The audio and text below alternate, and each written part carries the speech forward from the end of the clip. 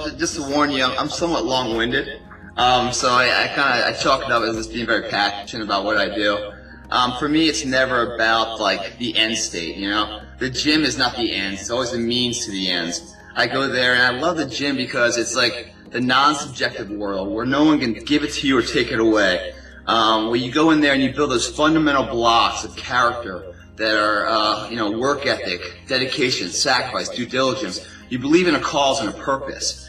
And you look at the longevity of it. You don't get carried away with all the speed bumps in life. You stay, your eyes on the horizon where you want to go. And every day you pay your dues and you pay that sacrifice. And over time, when everyone else is sleeping in your competition, you're up performing. It gives you this belief that what you're doing has value to it, right?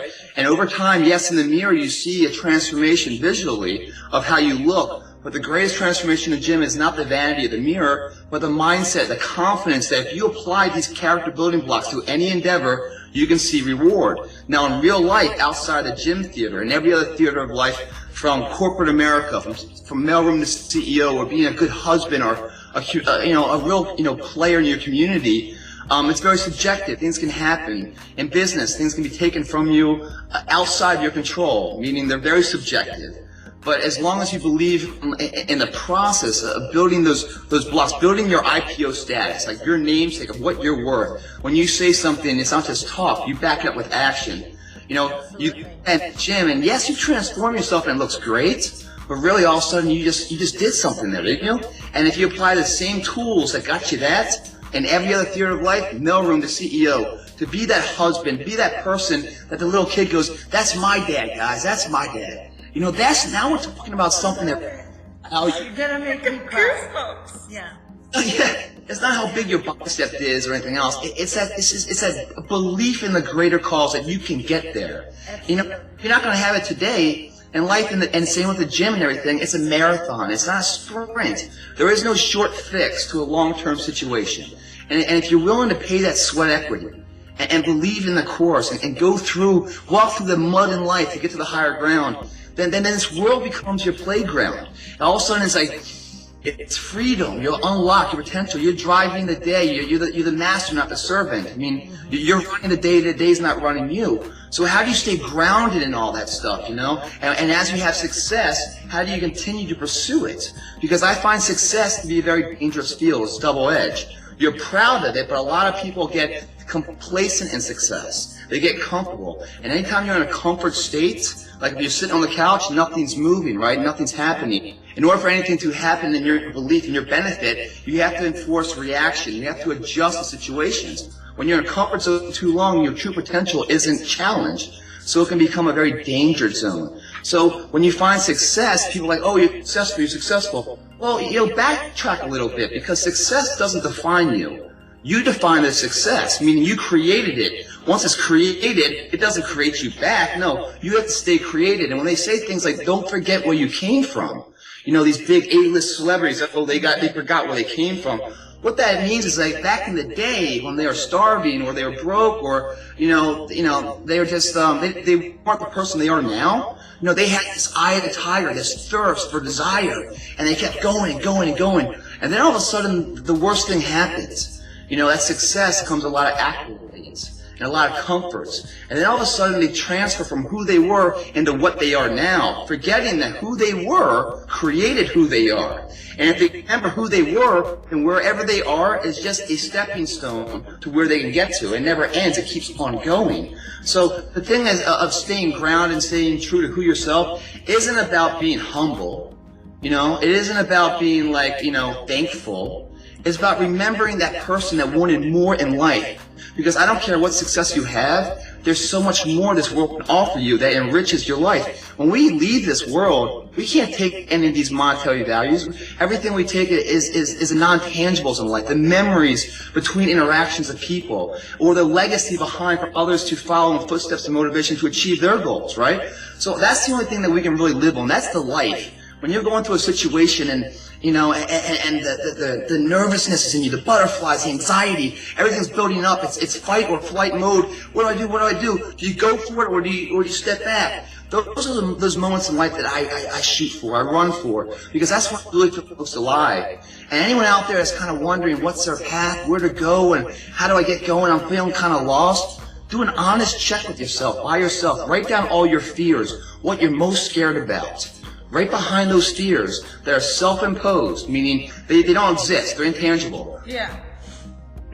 They are a parasite feeding off you, the host. The energy form they feed off is your confidence. And if that confidence is diminished and the fear grows, it starts to put you in a self-paralysis state that you get lost and lost. You created that fear, you can destroy that fear. And as soon as you create the fear and you write it down, you identify it, as soon as you face it, find out, one, it's not as big as you made it out to be, and right behind that fear, once fear dies, the energy, Newton's law, energy is never lost but transferred. That fear, that negative energy transforms into confidence, and right behind that fear is the person you want to be. So whenever you're lost, and I've been lost a million times, I'm an EKG. I go up and down, up and down, up and down, but my character stays true. So when I'm down and I don't know where to go, and I don't know where's directional north, I go after my fear. And where my fear is, right behind that is the person I want to be in my true azimuth of where I need to go.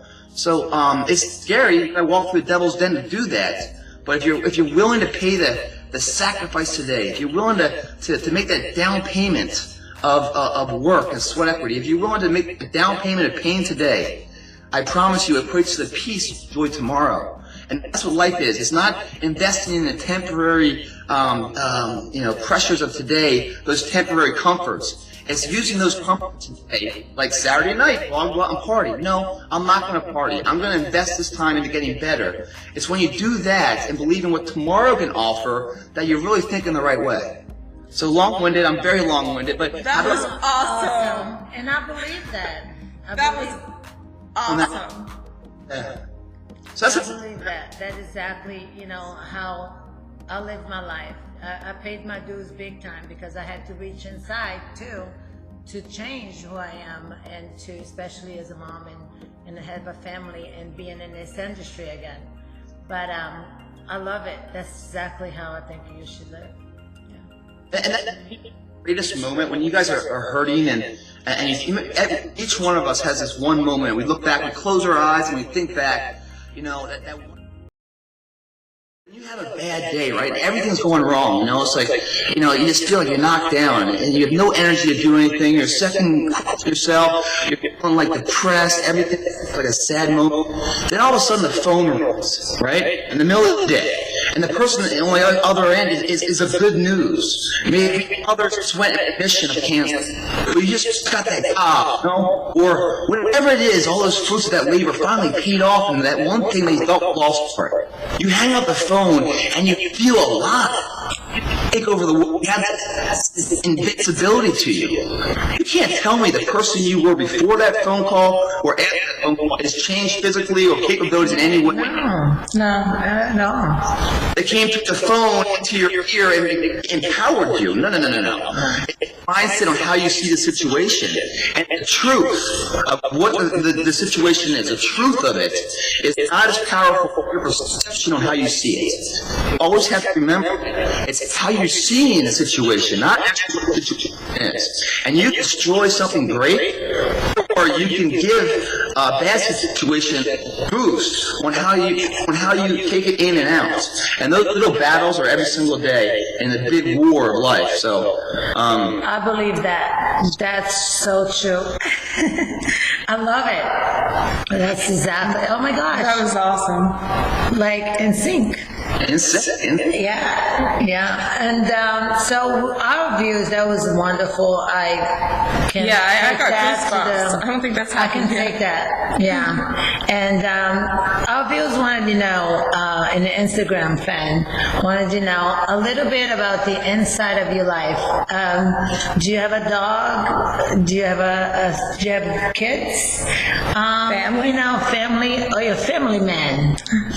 What's that? Well, yes to all of them, except for the kid portion. So I have 3 dogs. They're all rescues. Oh, cool. First one I rescued in New York when I was living in Manhattan. The other 2 out here in LA. The first one, the name is Quest. Okay. Female brown-nosed pit bull, and so I was in a tough spot at the time. I just got out of the military. I was engaged. Engagement didn't work. I was employed so much. So I was kind of really starting a new journey of my life when I went up to New York. And so this dog needed a home. The people that had her were training her to fight, putting gunpowder on her nose. Oh no. So I was in a place that really didn't allow dogs. I said to the hell with the dog anyway. And I grabbed the dog. I named it Journey because me and her are going to do this journey together, this new chapter of life. And so the very first night, I'm walking the dog down in South Manhattan, Battery Park is where I was living, in South Seaport, the restaurant area and a nightlife. And I'm walking the dog, and this good-looking girl sees the dog and comes over. And I go, oh, man, this dog's going to work out beautifully. And it's like, what's the dog's name? And I go, dog's name's Journey. All proud, because Yeah. I want her to be like, interesting name, why? Because I got a story to tell her, and she doesn't say that. She goes, I love that band. I listen to them all the time. I go, well, pump the brakes. No. This is an iconic name for this is Journey, my journey. There's no band. Anyways, after that, so I changed the name to Quest. So me and her on kind of a vision quest together. But they're my life. I love them to death. And my house is really their house. I just try to find space in it, but they own it. They're totally spoiled. Awesome. I was engaged before when I was in the military, and coming out to LA, dated a lot, and I guess my fault. I really like beautiful people, and out in LA, and I'll be honest, I guess I'm kind of conceited that way, but I'm a visual person at first, but I want the whole package, and so anyway, I dated kind of the wrong people out here, the model and actresses, and out here in LA, that's kind of all you get, it's kind of skin deep, and so it didn't work out, and so right now I'm single. Ladies. Instagram. Just married to my work right now, and but as far as family goes, I was so fortunate in my life to be born into a team that's I can't say I might get emotional here, but my mom and dad are my best friends in the world. They are they're the end all for me. They really are. Talk about a group of people that supports you 100%. When they know you're doing something wrong, they got your back. They want you to learn that lesson. When you walk down that life, you think you're on your own, but they're right there in the shadows in case something happens. They've been, my biggest fans in sporting events, my biggest disciplinary people, when I did something wrong, my best friends and, support figures, and, phone's always ringing. That's a good thing. I can be half parent, and then I have my sister, and she went to the Naval Academy. I went to West Point, and she trumps me. I mean, if I've done anything, if you take all my success, she can squash it in one day of her work. She's an ENT surgeon, going into facial plastics at Stanford. She's married with 2 boys, married to Navy SEAL. I mean, every time I think I'm having a rough day, and man, this is so hard right now, I just think of her, and it gives me strength. And that's what's so cool about it. They say champions, they come in pairs of 2, because you back yourself into perfection. My sister and my family have been the other side of me, and all my success, I dumped on them, and all my failures, and together we've created this as a family. And so I can't wait to meet that right person to start that journey of my life. Street dog, it's looking, I can't wait to have some kids, but, I gotta get the right person first, so.